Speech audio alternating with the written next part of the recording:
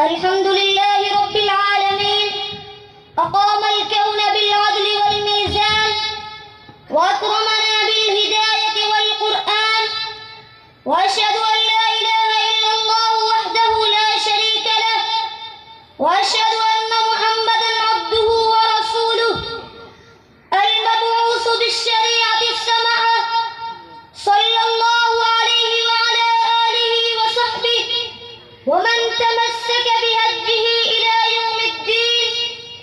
أما بعد، فأعوذ بالله من الشيطان الرجيم. بسم الله الرحمن الرحيم. وإنه لتنزيل رب العالمين. وقال النبي صلى الله عليه وسلم: اقرأوا القرآن فإنه يأتي يوم القيامة شفيعا لأصحابه، أو كما قال عليه الصلاة والسلام. صدق الله العظيم وصدق رسوله النبي الكريم. رئيس الحفلة الميمونة، أصحاب السماحة والفخامة، والضيوف الأجلة، وإخواني المتحابين في الله، كلفني أن ألقي أمام حضراتكم كلمات وجيزة حول فضيلة القرآن. إنه لسعادة غامرة وشرف كبير ومنة عظيمة وفرصة سعيدة قد من الله بها علينا حيث جمعنا في هذه الحفلة الميمونة، وأسأله جل وعلا أن يجمعنا في جنات النعيم كما جمعنا في هذه البقعة المباركة. أيها السادة، قال ربنا: الله الذي نزل أحسن الحديث كتابا متشابها مثانية تقشعر منه جلود الذين يخشون ربهم ثم تلين جلودهم وقلوبهم إلى ذكر الله. ذلك هدى الله يهدي به من يشاء ومن يضلل الله فما له من هاد. القرآن كلام الله تكلم به حقيقة عن المجد الذي يليق بجلاله وعظمته. وما أنزل الله كتابا من السماء أعظم ولا أجل من القرآن. من تمسك به هدي، ومن تلاه وفق وأجيب، ومن عمل به استحق الإمامة في الدين. والله لما ذكر رمضان قال: شهر رمضان الذي أنزل فيه القرآن. إن ابتداء نزول القرآن كان على قلب نبينا صلى الله عليه وسلم في ليلة من لياليها هذا الشهر المبارك.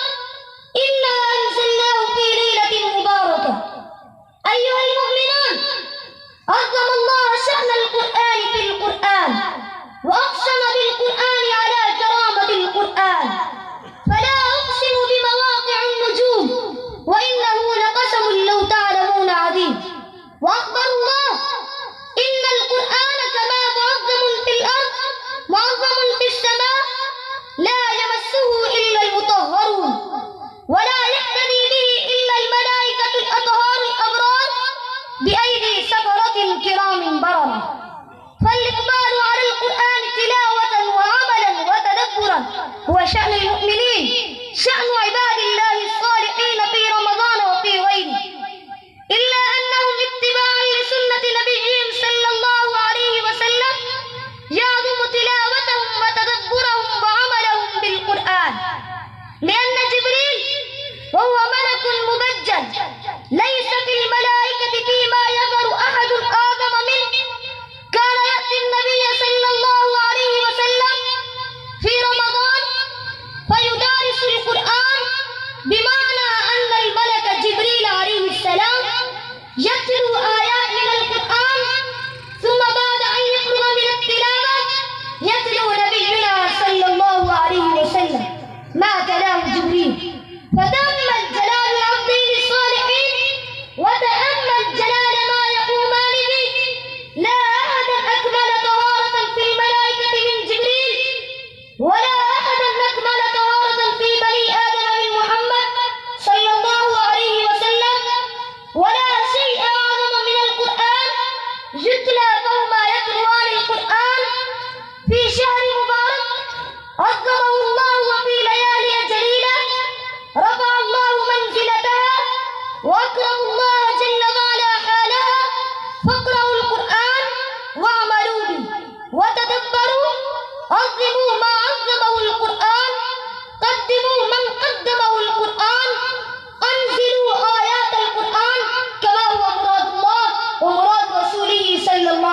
وسلم.